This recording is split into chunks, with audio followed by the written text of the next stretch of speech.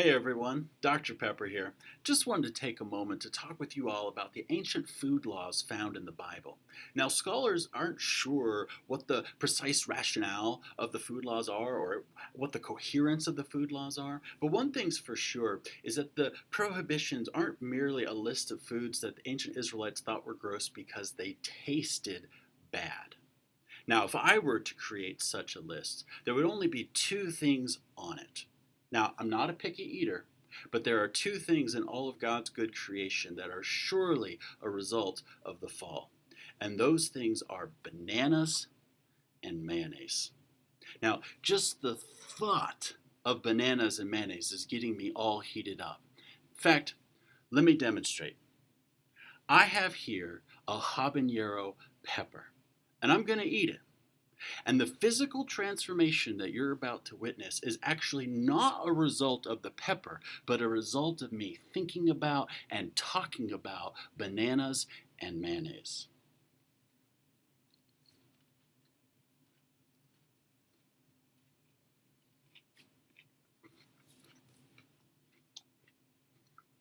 Now, let me begin with bananas. Bananas are awful.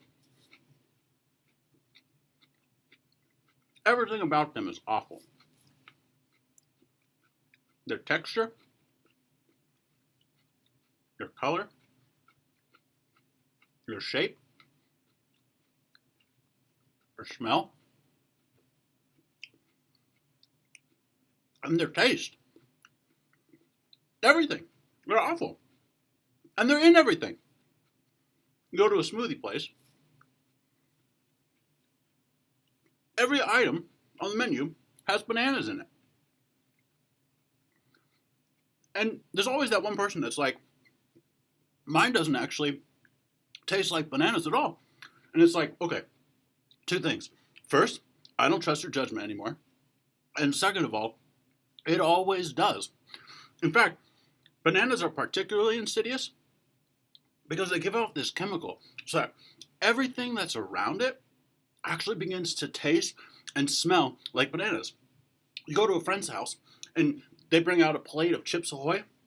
That whole plate is going to taste like bananas if it's stored in the pantry next to bananas. Go to a coffee shop, right? And you want to get a pastry, but on the shelf with the pastries, there's banana nut bread. Now you can't get a pastry.